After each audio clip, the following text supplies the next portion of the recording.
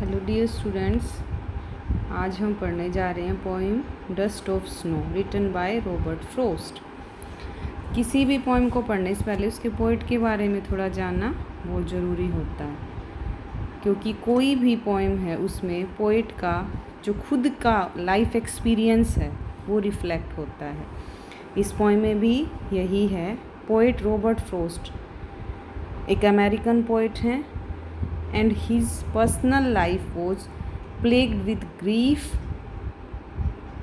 means full of grief, and the reflection of that grief can be seen in his poetry also. Robert Frost जो थे वो एक natural poet थे, यानी कि he has written most of his poem about natural life या nature and his depiction of rural life. जो rural life है, जो ग्रामीण जीवन है, उसके बारे में उन्होंने अपनी पोइट्री में लिखा है। जो ऑर्डिनरी पीपल हैं उनकी एवरीडे सिचुएशंस के बारे में भी उन्होंने अपनी पोइट्री में लिखा है। जब हम पोएम पढ़ते हैं तो ऑन सरफेस लेवल ये पोएम बहुत ही आसान, बिल्कुल इजी सी लगती है, लेकिन as far as we go on deeper we get various meanings out of this poem. Dust of snow यानी बर्फ़ का डस्ट, यानी particles of snow. The way a crow shook down on me the dust of snow from a hemlock tree has given my heart a change of mood and saved some part of a day I had rued। Surface level पे अगर इसका meaning समझें हम तो क्या है इसमें, बिल्कुल सिंपल है कि द वे अ क्रो, कि जिस तरीके से एक क्रो ने, कौवे ने, शुक डाउन ऑन मी, मेरे ऊपर गिराया, द डस्ट ऑफ स्नो, बर्फ़ के का डस्ट या पार्टिकल ऑफ स्नो, कहाँ से, फ्रॉम ए हेमलॉक ट्री, एक हेमलॉक का एक पेड़ होता है, उसके ऊपर एक क्रो बैठा था, कौवा, उसने गिराया मेरे ऊपर। और उस पार्टिकल से क्या हुआ, उस स्नो से क्या हुआ, has given my heart change of mood, उन पार्टिकल्स ने मेरे हार्ट को एक जो मेरी जो सिचुएशन थी उसमें एक मेरे मूड को चेंज कर दिया। जिस सिचुएशन में मैं था उस सिचुएशन से दूसरी तरफ मेरे माइंड को डाइवर्ट कर दिया।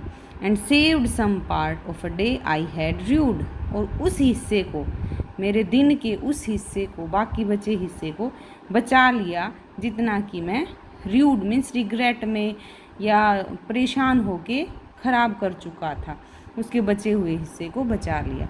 अब सिंपल सा जब पोएम पढ़ते हैं तो क्या लगता है कि पोएट है, एक पेड़ के नीचे बैठा है, पेड़ कौन सा है, हेमलॉक ट्री, और उस पेड़ के ऊपर एक कौवा है, वहाँ से उसने बर्फ़ का पार्टिकल कुछ मेरे ऊपर गिराया, और उससे क्या है, जो मैं सोच रहा था वो मैंने सोचना छोड़ के मेरा मूड जो है वो चेंज हो गया, डाइवर्ट हो गया।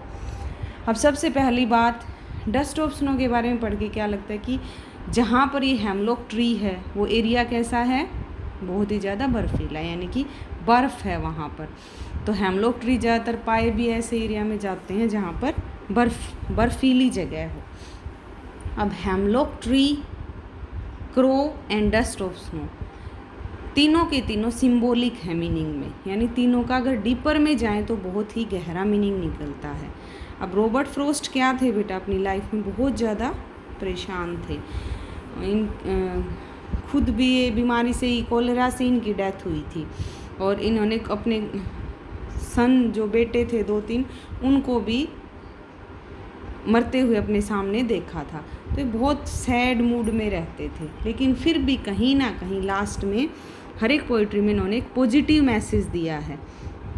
तो यहाँ पर जो क्रो है वो किस चीज़ का सिंबल है, क्रो सिंबल है bad omen, you can say. कौवा क्या होता है, कौवे को हमारी सोसाइटी में क्या माना जाता है, बैड लक और डेथ, सिंबल ऑफ। तो एक्चुअल में यहाँ पर अगर हम देखें तो क्रो किसका सिंबल है, symbol of life, magic and mysteries. It also symbolises flexibility and destiny. कैसे कह सकते हैं हम ये चीज़, देखो जो पोइट है वो बहुत सैड मूड में बैठा है हेमलॉक ट्री के नीचे, लेकिन अचानक से कौवे ने जब वो डस्ट ऑफ स्नो के पार्टिकल उनके ऊपर गिराए तो उनका मूड चेंज हुआ। तो यहाँ पर हेमलॉक ट्री किसको सिंबलाइज करता है एक्चुअल में?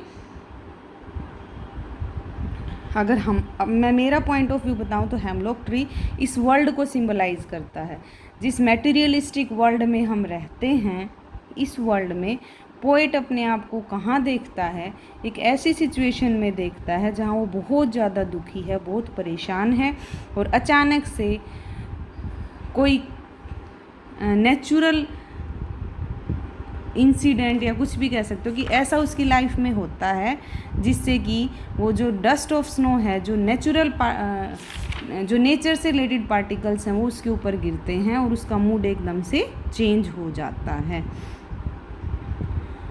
तो in short we can say dust of snow symbolizes the healing power of nature.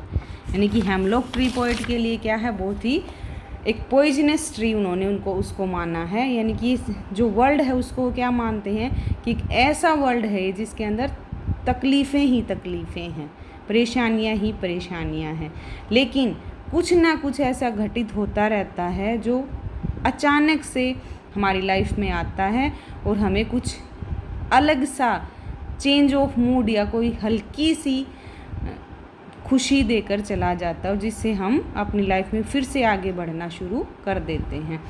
तो crow and hemlock tree are the symbol of bad luck, death and bad omen, and dust of snow symbolizes or represents the healing power of nature.